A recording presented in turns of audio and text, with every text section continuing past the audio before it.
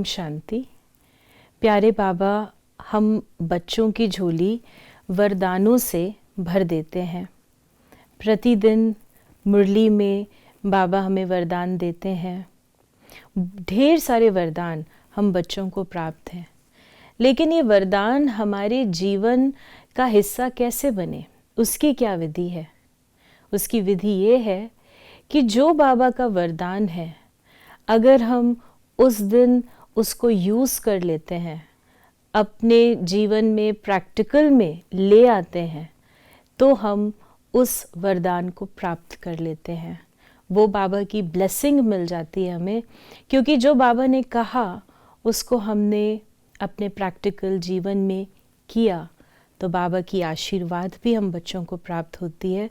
तो इसी प्रकार जब भी हम बाबा के वरदान सुनते हैं या बाबा की मुरली में जब बाबा हम बच्चों को भिन्न भिन्न वरदानों से हमारी झोली भरते हैं, तो केवल उस वरदान के शब्द को याद न रखें, लेकिन वो वरदान, उसका स्वरूप मैं कैसे बन जाऊं, किस प्रकार हम उसको प्रैक्टिकल जीवन में लेकर आएं, इस बात पर भी हम अवश्य पुरुषार्थ करें।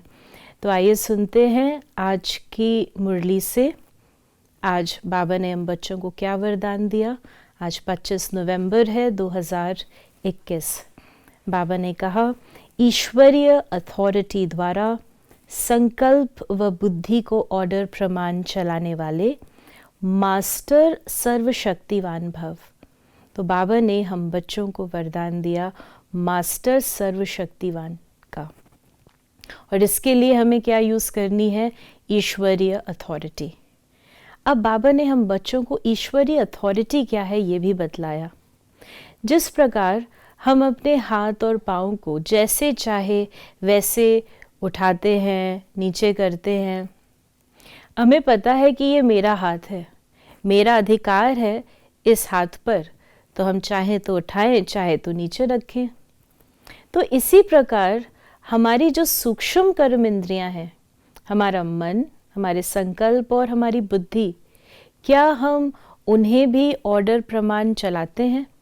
अगर चला सकते हैं तो बाबा ने कहा ये है ईश्वरीय अथॉरिटी।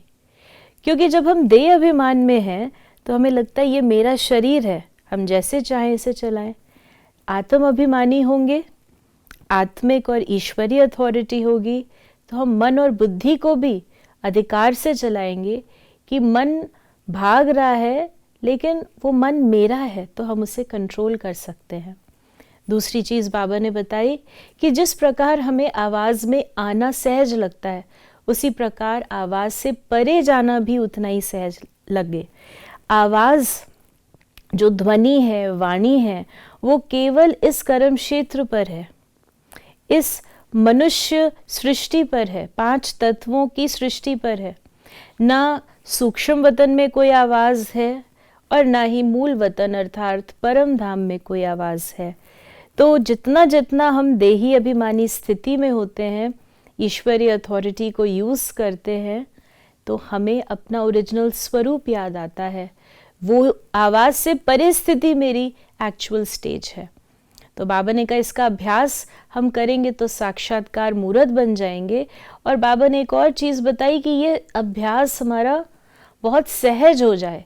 सहज वो चीज़ होती है जो बार बार की जाती है और साथ साथ निरंतर हो जाए।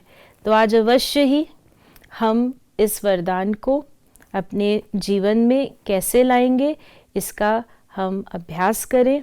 बार बार आवाज़ में आना और बार बार आवाज़ से जाना सहज हो जाए। मन और बुद्धि को भी हम कंट्रोल करने का अभ्यास करें। ओम शांति।